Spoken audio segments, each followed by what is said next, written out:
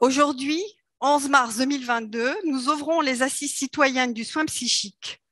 Elles s'inscrivent dans une longue lutte contre un pouvoir d'une incroyable violence qui attaque les métiers du lien dans leur ensemble. Le Printemps de la psychiatrie, le collectif des 39 et l'appel des appels se sont réunis pour les lancer. Je voudrais tout d'abord rappeler la filiation qui nous concerne tous. Le mouvement social en faveur des familles indigentes et de l'enfance malheureuse existe depuis plus de 2 siècles en France, de même que la prise en compte de la souffrance psychique des malades mentaux. Si le XXIe siècle a été celui des 2 guerres mondiales, il a aussi été celui de la mise en place des services publics, d'une considération renouvelée de l'enfance et de la transformation de la prise en compte du psychisme sous l'influence particulière de la psychanalyse. Ces assises citoyennes pour défendre le soin psychique s'inscrivent dans cette longue mise en place des services publics et des liens qu'ils permettent. Cette solidarité collective s'est imposée comme une urgence au sortir de la Deuxième Guerre mondiale. Rappelons l'importance décisive du CNR, Conseil national de la résistance, qui a imposé les ordonnances de 1945 et leur cortège de mesures avec leurs instances concernant les différents champs de la vie sociale. Nous ne pouvons que reconnaître l'influence sur ces différentes instances du travail d'orfèvre, de l'investissement sans relâche de ceux qui ont connu l'horreur de la guerre. Certains ont connu la déshumanisation des camps. Et par eux, et pour eux, une pratique humanisante n'était pas un vain mot. Ils ont concouru à l'émergence d'une prévention prévenante, consubstantielle d'éthique humanisante. Citons particulièrement Myriam David dans le champ de l'enfance. La psychothérapie, l'influence aussi de ceux qui ont façonné le secteur psychiatrique, particulièrement les tenants de la psychothérapie institutionnelle. Ces femmes et ces hommes ont pris en compte l'humain en chacun de nous. Ils ont élaboré les conditions du soin psychique, c'est-à-dire d'une rencontre qui permette la parole. Saint-Allemand en est un exemple emblématique. Oui, la rencontre est une aventure pour chacun. Oui, la rencontre est une aventure pour chacun des protagonistes, pour le soignant comme pour le soigné, pour chacun de nous. Certains en ont fait leur métier, le sanitaire, mais tous les métiers du lien ont affaire avec la nécessité de se rencontrer, de se parler, d'être affecté par la parole de l'autre qui touche, de s'envisager. Est-ce que c'est mieux comme ça? Bon, d'apprendre à se connaître et d'abord se constituer sujet pour que l'autre devienne sujet. Ainsi, tous les différents champs professionnels du sanitaire, donc, mais aussi du médico-social, du social, sont concernés de l'enfance au grand âge. Prendre soin de l'autre est une condition générale des rapports humains. Ils ont construit en commun et dans les équipes, la parole a été véhiculée d'une élaboration collective. La parole, trésor symbolique de chacun. Aujourd'hui, ils en sont empêchés, attaqués progressivement et partout par une politique acharnée, sinon affichée, de les détruire. La conséquence en est des effets catastrophiques.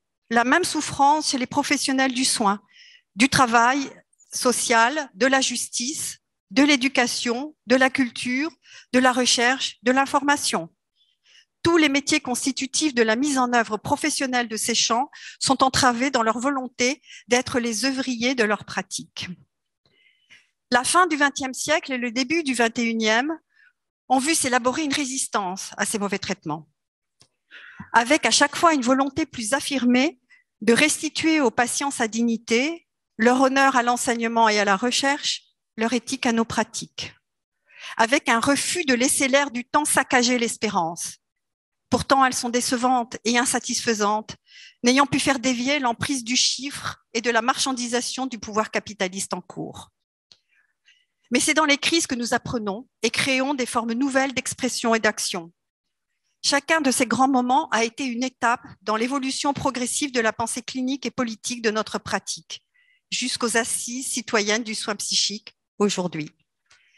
Cela a pris la forme de dénonciations précises et vigoureuses, d'interpellation des représentants de l'État, de propositions d'action, Le temps a été jalonné d'états généraux, assises, colloques et rassemblements. Il est difficile de reprendre tous les événements qui ont eu lieu, qui se sont entrecroisés et enrichis tout au long de ces dernières décennies. Prenons quelques repères forts et non exhaustifs. Ainsi, chronologiquement, depuis l'après-mai 1981, en 1982, les CMEA ont organisé les assises nationales décentralisées de la psychiatrie. Nous sommes passés en 1984, 86 et 88 par des journées qui ont été l'occasion de penser la psychiatrie comme un chantier en perpétuelle transformation, parce qu'elle est en perpétuelle transformation et que c'est peut-être sa seule définition possible, le lieu d'un effort constant de renouvellement. C'était les chantiers de la psychiatrie. Les années 90 ont été celles de la lutte contre l'hôpital entreprise et la dénonciation du changement de la formation des infirmiers psychiatriques. De longues grèves et séquestrations de directeurs d'hôpitaux dans le Val-de-Marne et l'Essonne n'y ont rien changé. Ils ont pris nos mots, des murs aux liens, pour fermer des lits d'hôpitaux et avec eux supprimer les postes d'infirmiers y afférents. Ce fut une grande trahison et un dévoiement de l'ambulatoire. La marche de l'emprise du chiffre et de la financiarisation des rapports sociaux s'est poursuivie. En arrière-plan, le référendum de Maastricht, puis les grands mouvements sociaux de 1995. Au tournant du XXIe siècle, en 2003, les États généraux de la psychiatrie à Montpellier ont marqué le social à l'époque. Véritable cri d'alerte face à une crise profonde de la psychiatrie. Comme l'a dit à cette occasion Hervé Bokobza, il s'agit de redéfinir ces options fondamentales en accord avec les valeurs humanistes, scientifiques et éthiques qui ont fondé son histoire. La peur Le Pen venait de nous secouer. Puis, 2005, le référendum sur le traité constitutionnel européen. Non, avons-nous dit majoritairement. Oui, ont-ils fait. Dans le même temps, il y a eu le rapport de l'INSERM sur le trouble du comportement chez l'enfant et l'adolescent, où déterminisme génétique, traitement cognitivo-comportementaliste et médicamenteux, recherche neurobiologique et mécaniciste sont prônés à l'exclusion des sciences humaines et de la psychanalyse. Il s'agit de classer, protocolariser pour penser l'exclusion, véritable cauchemar. Le collectif Pas de zéro de conduite pour les enfants de 3 ans ont réuni 200 000 signatures et fait reculer le gouvernement sur sa tentative de dépistage de la délinquance. Nicolas Sarkozy est alors ministre de l'Intérieur. En 2007, il est élu président de la République et le discours d'Antony vient confirmer la prise du tournant sécuritaire. Dans la suite, en réaction, le collectif des 39 et l'association de l'appel des appels se sont constitués, réunissant chacun quelques 1000 personnes à leur lancement. Dans la suite, à Montreuil, le collectif des 39 organise un meeting contre la nuit sécuritaire. De son côté, l'appel des appels prône une insurrection des consciences pour le rassemblement des forces sociales et culturelles. Il s'oppose à la transformation de l'État en entreprise, au saccage des services publics, à la destruction des valeurs de solidarité humaine. Et chaque année, il organisera une journée dédiée à chacun des métiers du service public, des services du lien surtout. En 2012, nouvelles élections, nouvelles désillusions. Alors suivent en 2013 les assises citoyennes pour l'hospitalité en psychiatrie et dans le médico-social à Villejuif, organisées par les 39 et les CMEA. La synergie du sanitaire et du médico-social s'est enfin opérée. Et surtout, 2 ateliers sont consacrés à 2 groupes qui innovent. Celui de la pédopsychiatrie des 39, on parle de l'enfant spécifiquement, et celui des familles, où sont réunis familles, patients, professionnels de différents champs d'exercice du soin. Dans sa suite se crée le fil conducteur, collectif dont fait partie Catherine Anne, ici présente.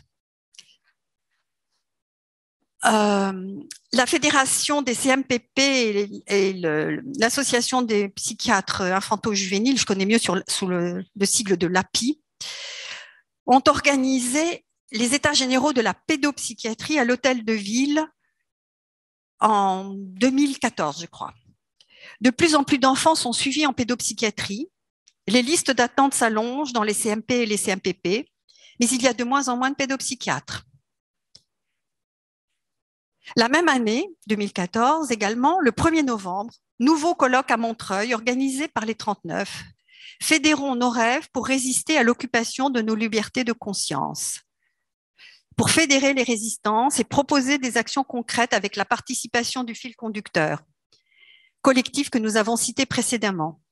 Il associe des proches de malades, des patients, des professionnels, tous concernés par la place des familles dans l'accompagnement de la personne malade, leur compagnonnage avec la folie. Puis, en 2016, un autre colloque encore, l'enfance effacée, résister, inventer, par le groupe Enfance des 39 à Montreuil. Enfin, plus récemment, malgré un sentiment d'épuisement sur fond de Covid, le printemps de la psychiatrie, l'appel des appels et les 39 ont lancé un appel à une mobilisation de tous les praticiens du soin psychique pour s'opposer à la mise en ordre de la pratique des psychologues. De là, est arrivé, ces actuelles assises. Elles ont été décidées ce jour-là. Bon. Dans le même temps, le CEPE, émanation de Pas de Zéro de Conduite, organisait une journée d'interpellation des représentants des candidats à l'élection présidentielle pour qu'ils répondent aux exigences face à l'urgence de l'enfance en danger. Je vous renvoie au très beau texte de lancement ainsi qu'aux communiqués de presse qui ont accompagné ces manifestations et au texte d'appel de ces assises-ci en 2022 à la Bourse du Travail. N'oublions pas les luttes sociales sur le terrain à qui ces moments de partage ont certainement profité. Citons le CASP, le CASP, Comité d'action syndicale de la défense de la psychiatrie, composé de 6 syndicats, la création d'une association d'usagers, le GIA, qui a eu un recours à une QPC, enfin une question prioritaire de constitutionnalité en 2010 sur les conditions de la contrainte en psychiatrie, les interventions répétées du contrôleur général des lieux de privation de liberté. Les manifestations nationales et régionales, ainsi que les grèves, se sont multipliées et renforcées jusqu'à concerner tout le territoire. De celle du CHS de Villejuif en 2013 à nos jours, avec une nette accentuation dans les périodes 2007-2008, la sécurité, et 2018-2020 sur les conditions de travail contre la fermeture de lits, de services ou d'hôpitaux. Après la nouvelle élection de 2017, il y a eu une aggravation nette encore des conditions sociales d'existence pour une partie toujours plus importante de la population. La santé est aux abois, la psychiatrie sinistrée, le médico-social détruit et le social en ébullition. Le lien est mis à mort et de cette mort, on meurt tous. Les vieux spectres hantent toujours l'Europe, mais la taupe continue de creuser. Dans la période 2018-2019, les mobilisations se généralisent. Grève pour la sauvegarde des services publics, de la CNCF, le mouvement des Gilets jaunes. Dans les hôpitaux, pour leur part, les personnels paramédicaux surtout, soutenus par les syndicats Sud et CGT notamment, ont fait grève sur tous les territoires. Plusieurs hôpitaux ne se résignent pas. Malgré les difficultés auxquelles ils doivent faire face, ils dénoncent point par point les mesures intolérables qui les affectent. Et nous tous dans notre pensée des soins, dans nos métiers du lien. La réduction du nombre de personnel est insupportable. La solitude accable. Seul, c'est le tunnel. À plusieurs, c'est l'aventure. Le 29 janvier 2019, une journée de mobilisation nationale est appelée par le collectif de l'hôpital psychiatrique d'Amiens, Pinel en lutte. À cette occasion, le printemps de la psychiatrie se crée et publie son manifeste. L'USP, de nombreux collectifs de professionnels de famille et de patients sont à son origine. Elle est aussi l'occasion de rassembler des collectifs associés aux grèves dans les hôpitaux. Plusieurs organisations déclarent leur soutien à cette journée. L'USP, le SPH et la CGT déposent un préavis de grève, puis les 39. Le Globule Rouge, l'Appel des appels, UMAPSI, la Criée, signent le manifeste ainsi que des partis politiques, la LFI, le PCF, le NPA, Génération. Cette même année, une synergie des différents collectifs de mobilisation est créée, avec les collectifs interurgences et interhospitaliers, le collectif de défense du médico-social, des hôpitaux de proximité notamment. Nous voyons que les grèves même longues ne suffisent pas. Alors les personnels acculés inventent de nouvelles modalités d'action. Ainsi, au CHS du Rouvray à Rouen, les infirmiers font la grève de la faim pendant 17 jours pour finir par obtenir un protocole de sortie de crise et la création de postes. À Amiens, Pinel en lutte occupe des locaux municipaux avant d'établir un campement devant l'hôpital. Au Havre, suivant l'exemple du Rouvray, les infirmiers principalement innovent à leur tour et vont occuper les toits des urgences à l'entrée de l'hôpital, les Perchers du Havre. Les protocoles de sortie de crise ne règlent pas sans doute les problèmes de fond dans ces hôpitaux ni ailleurs, mais ces actions ont donné une visibilité à la gravité de la situation du système hospitalier. Cette fois-ci, les revendications étaient de préserver la dignité de leur métier et celle des patients. Ils ont voulu retrouver le sens et la noblesse de leur travail, avant même les revendications salariales. Et ce qui est remarquable, c'est l'extension du mouvement d'un service à tout un hôpital, à tous les personnels et le soutien de la population et des patients. Ces mouvements ont créé du lien, fédéré des solidarités directement d'un hôpital à l'autre. Ces assises doivent beaucoup à ces luttes de 2018. Et à leur suite, elles en sont solidaires et se proposent de les soutenir en mettant en lumière ce qui est déjà là, des créations inventives dans et hors les institutions et dans la société civile. Chaque éruption apportant sa surprise féconde, qu'en sera-t-il des présentes assises? On ne sait pas à l'avance, mais nous vous invitons à les inventer ensemble dans les ateliers ayant pour thème les secousses du moment. Bonjour tout le monde, je continue en fait pour inscrire ce que je vais vous lire, excusez-moi, mais je préfère lire quand même, sinon je pars en quenouille. Hein.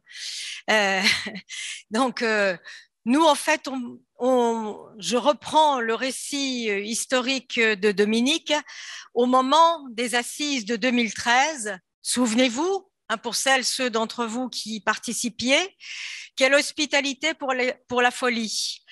Ces assises de 2013 allaient pour nous asseoir une parole plurielle d'acteurs, familles, patients, soignants, qui depuis partagent, alors avec les moments de confinement, on peut dire un peu moins, hélas, qui partagent leur point de vue sur la conception du soin psychique. Ça va, on m'entend ? J'ai 40 ans d'assemblée générale, de manifestation et de grève, donc ça doit se sentir. Je me mets là. Je vais le monter un peu. Merci. Je l'ai payé, mais je les ai fait chier. Hein. Juste un peu, merci. Remonte-moi. Oh, remontez-moi, cher ami, merci. En effet, je vais le prendre dans le nez, oui. Ça va aller, merci Delphine. En effet, parmi les ateliers organisés, donc à ces assises de 2013, l'un dénommé Atelier Famille avait rassemblé une centaine de participants dont nous étions parents, fratries, familles au sens large, proches, patients et soignants, rassemblés pour témoigner de l'expérience de la rencontre avec la dissociation, ce qui n'est pas rien. Ce moment qui fit lien pour dire le désespoir, la souffrance qui bouleverse les psychés, l'incompréhension des parcours de soins chaotiques.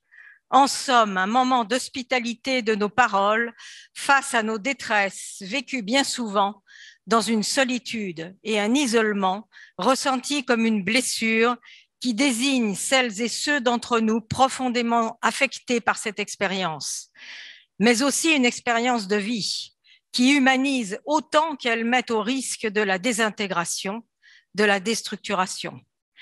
La fluidité de la parole et l'émotion éprouvée ensemble lors de cet atelier furent telles que nous avons eu l'élan de prolonger ce moment intense d'échange. Car il fallait bien de tenter de mettre de la cohérence dans des parcours de soins hachés, segmentés, fragmentés, alors même que la maladie psychique apparaît elle-même comme perte de la cohérence interne du sujet. Lutter contre la déraison des parcours psychiatriques, réfléchir et comprendre ce que nous fait la déliaison, tant du côté du soin atomisé, robotisé par les réponses médicalisées et protocolisées dominantes, que celle que nous vivons du côté de nos proches touchés par la maladie. Il y avait du fil à retordre, des mises en interrogation à tisser pour nous soigner aussi, pour contenir nos désespérances, les partager pour les mettre à distance par l'élaboration réflexive. En quelque sorte, penser ces expériences pour penser nos mots par une mise en mots. C'est l'histoire récente du fil conducteur psy. Il s'agit de faire entendre une voix singulière, des sensibilités qui ne soient pas lissées, écrasées par des considérations tactiques de représentation politicienne. Je ne vise aucune grosse association par là même. L'humanisation, selon nous, c'est apprendre à se parler, accueillir et considérer nos places différenciées en tant que famille, ou proches, ou patients, ou soignants, nos rôles différents et nos points de vue pour les mettre en débat, en dégager des pistes de propositions d'action. Il nous fallait partir de ces mises systématiques ou presque en pyjama, de ces périodes d'isolement durant lesquelles de plus en plus souvent des contentions sont pratiquées quand elles ne le sont pas dès l'arrivée aux urgences. Il nous fallait parler de l'état dans lequel se trouvent plongés les patients, une médication qui les fait trembler, qui révulse et fige leur regard, qui transforme leur corps, rend leur diction difficile, une lente descente, avec ce sentiment d'impuissance à apaiser la souffrance qui enserre les patients, leurs proches, leurs familles. Il nous fallait parler du désert des formes de soutien et d'accompagnement avant et après l'hospitalisation, de ces déambulations de corps inoccupés dans des couloirs sans fin. Il nous fallait partager cela. Comment tenir face aux injonctions muettes qui nous minent à bas bruit, surtout depuis le trop fameux virage ambulatoire, redécouvrir les proches, la famille à la sortie d'hospitalisation de plus en plus courte, sans soutien et perspective au sortir, et l'ignorer quand elle demande de l'aide en période de crise, refuser d'entendre la détresse parentale lorsqu'un patient adulte est soi-disant censé être capable de faire la démarche pour se faire hospitaliser, qu'il lui revient de passer un contrat, moi je l'ai entendu, pour être hospitalisé en pleine situation de crise. C'est sans doute ce que signifient les formules valises du type le patient au cœur de son parcours de soins. Voilà, c'est comme l'apprenti ou je sais pas quoi au cœur de sa formation. On est tous au cœur de quelque chose. On est au cœur de quelque chose qui devient sans cœur, en fait. Ou encore être acteur de son projet de vie. On l'a dit à ma mère à 96 ans dans les EHPAD. Mais quel est son projet de vie? J'ai dit, ah bon, je suis à Pôle emploi. J'étais au secteur gériatrie de l'hôpital, je ne citerai pas lequel. Le silence abyssal de l'équipe hospitalière, on est loin de l'hospitalité là, quand la souffrance psychique enserre et isole dans l'intime du drame familial, tout en faisant glisser le soin et la responsabilité du côté de la famille au sortir de l'hospitalisation. La famille, longtemps rendue responsable de la maladie de son proche, est devenue solution comme recours alternatif à la prise en charge dans le système de soins, au motif avancé comme vertueux d'une meilleure inclusion de nature à favoriser la déstigmatisation et la déculpabilisation des familles, à qui l'on dit aussi « c'est une maladie comme les autres », pour soi-disant les rassurer. Il nous fallait partager nos colères, nos incompréhensions face à des situations qui mobilisent une telle énergie pour ne pas sombrer dans l'épuisement, le risque d'effondrement, comme une nécessité pour tenir, se soutenir sans s'anéantir. Comment trouver des appuis pour mesurer les dégâts de cette période, ce moment d'histoire que nous traversons où le sujet est rabattu sur ses fonctions organiques, désubjectivisé, réduit à ses seuls dysfonctionnements cérébraux, une histoire de dopamine, une histoire de récit sur des cerveaux déréglés qui voudraient nous décerveler en tentant de nous faire croire à cette chimère d'un sujet vide, exproprié de l'épaisseur de son histoire, réduit à ses pulsions folles et dangereuses, tout comme les soignants, expropriés de leurs gestes professionnels, de leur savoir expérientiel de métier, par la protocolisation et le comptage effréné de la traçabilité des actes. Comment regarder sans broncher la mise en place de ces plateformes, centres de tri, pour catégoriser et classer les patients selon leur pathologie, tels des gares de triage qui aboutissent à des voies de garage assorties de bricolage. Où est le soin? Où se situe la clinique du soin? La clinique qui prend soin du soin psychique. Ces 2 journées y sont consacrées, dont les 6 ateliers, pensées dans un esprit de libre disposition pour organiser leurs échanges ainsi qu'ils l'entendent. Et pour ouvrir ces assises, je vous fais partager cette belle phrase de René Char. Nous ne sommes pas ensemble le produit d'une capitulation, ni le motif d'une servitude plus déprimante encore. C'est bien dans cet esprit que s'ouvrent les assises citoyennes du soin psychique. Belle journée, beau travail et merci.